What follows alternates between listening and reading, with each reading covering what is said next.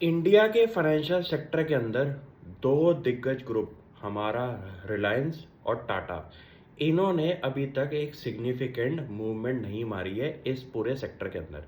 और ये दुनिया के ऐसे ग्रुप्स हैं इंडिया से जो कि इंडिया की ग्रोथ स्टोरी के अंदर हर सेक्टर में कहीं ना कुछ पोजीशन कंट्रीब्यूशन लेके बैठे हुए हैं। अब यहाँ पे सबसे खासियत क्या है कि रिलायंस ने जियो फाइनेंशियल सर्विसेज जब खोला है इंडिया के अंदर, वहाँ पे किसी बिजनेस को स्केल अप करने के लिए रिलायंस के दिमाग में आपको तो घुसना पड़ेगा कि उनका प्लेबुक क्या होता है। सिंपल सी बात है कि वो पहले एक सेक्टर को दूर से देखते हैं कि किस लेवल तक ग्रोथ हो सकती है इस सेक्टर के अंदर। फिर उसके बाद अपने वॉलेट से कंपनियां एक्वायर करना शुरू करते हैं और उस सेक्टर की कंपनी को एक्वायर करके अपनी एंट्री को दिखा देते हैं कि हम आ चुके हैं। यहाँ पे रिलायंस और टाटा की सेम प्लेबुक यूज हो सकती है फाइनेंशियल सेक्टर के अंदर,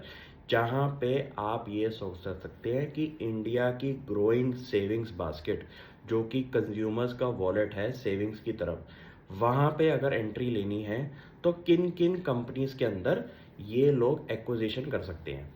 मेरे दिमाग में एक कंपनी आई जो कि मैंने न्यूज़पेपर पढ़ के चेक करी, और इस स्टोरी पे आज से 2 साल पहले काम भी हो चुका है, जिसके अंदर आप गूगल पे अगर सर्च करेंगे तो आपको दिखाई देगा कि 2022-2023 में इस स्टोरी पे काफ़ी हलचल भी बनी थी। यहाँ पे आपको ये देखना पड़ेगा कि इन कंपनियों के माइंडसेट में जाके क्या काम होता है। इनमें से आपको आज टाटा के बारे में एक बात बताऊंगा, जहाँ पे उनके जो चेयरमैन हैं मिस्टर चंद्रा जी, उन्होंने सिंपल सी बात बोली है कि किसी सेक्टर के अंदर हम अगर टॉप 3 में नहीं हैं तो हमारा उस सेक्टर में काम करने का रीज़न ही नहीं बनता।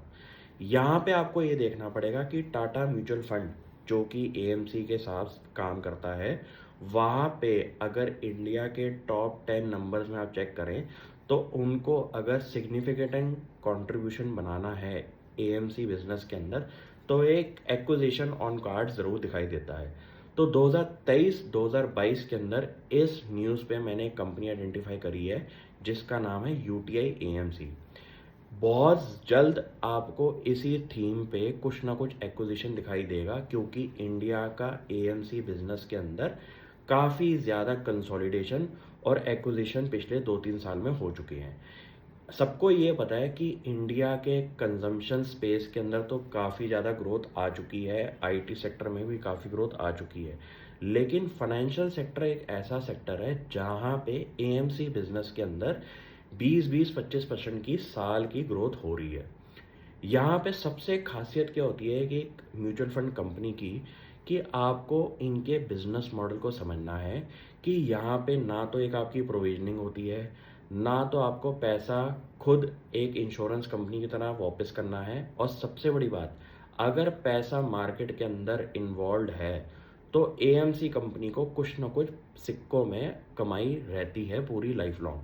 तो सबसे बड़ी बात है कि इस बिजनेस के अंदर दम दिखाई देता है, और इस बिजनेस में जब स्केल आएगा तो आपका जितना भी बिजनेस मॉडल है वो बहुत रैपिडली ग्रो होता हुआ दिखाई देगा प्रॉफिटेबिलिटी की तरफ।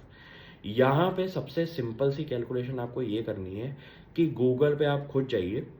और कंपनी के बिजनेस मॉडल को भी समझे, और इसके रिलेटेड न्यूज़ को भी आपको देखना पड़ेगा। क्योंकि 2023-2022 में जब ये न्यूज़ हीट अप होना शुरू हुई थी तो सिंपल सी बात आ गई थी कि फ्रंट रनर इस डील के अंदर टाटा कह सकते हैं। और जियो फाइनेंशियल आज की डेट में एग्रेसिवली ग्रो होने के लिए जितने भी जॉइंट वेंचर कर रहा है, जैसे उन्होंने ब्लैक रॉक के साथ किया है, तो वहाँ पे अपने बिजनेस को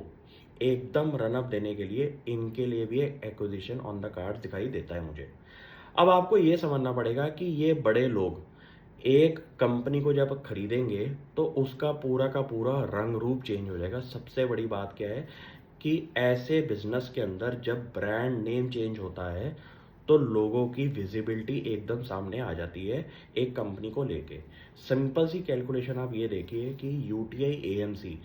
दुनिया का one of the oldest asset management company है, और ये बिजनेस इसलिए रैपिडली ग्रो नहीं हो रहा because of changes in consumer taste and preference.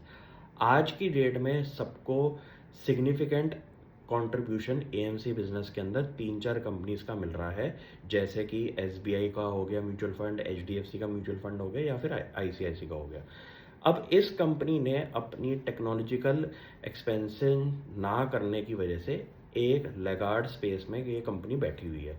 लेकिन जैसे ही कोई एक्विजिशन इस कंपनी के अंदर होता है, तो आप सोचिए कि इस कंपनी की आपका जो लोकेशन डिस्ट्रीब्यूशन बेस है, वो एक्वायर होने के बाद एकदम रैपिड एक्सपेंशन आ सकता है बिजनेस के अंदर। अब ये स्टोरी इसके अंदर आपको इसलिए टाइम जेस्टेशन देना पड़ेगा, क्योंकि अभी तक इसमें फॉर्मली कोई डिस्कशन सामने नहीं आया है कि दोनों पार्टियों ने, जैसे कि आपका यूटीआई एएमसी या फिर कोई जिसने एक्वायर करना है, उसने फॉर्मली ये वाली बात नहीं बोली है। तो यहाँ पे आपको वेट एंड वॉच भी रखना पड़ेगा। और सबसे बड़ी बात कि इंडिया के फाइनेंशियल सेक्टर के अंदर मुझे लगता है कि सिग्निफिकेंट कंट्रीब्यूशन आने वाले कुछ सालों के अंदर जियो फाइनेंशियल सर्विसेज का और टाटा का भी होने वाला है। तो इस स्पेस के अंदर आप रेडी रहिए कि एक्विजिशंस भी काफ़ी होने वाले हैं और कंसोलिडेशन करके छोटी छोटी कंपनियां मर्ज होके बड़ी कंपनीज भी बनेंगी। इस स्पेस के अंदर बहुत ज़्यादा एक्सपेंशन का एस्पेक्ट दिखाई देता है और ग्रोथ भी इंटैक्ट दिखाई देती है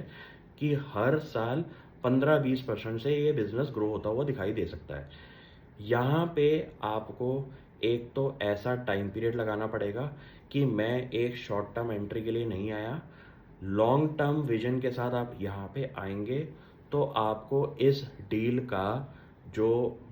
एक्चुअल जब होगी ये डील तब फ़ायदा तब मिलेगा। अब यहाँ पे आपको टाइम जेस्टेशन भी देना पड़ेगा और सबसे बात पेशेंटली भी इस डील को देखना पड़ेगा आगे जाके फ्रूटिफाई होते हुए।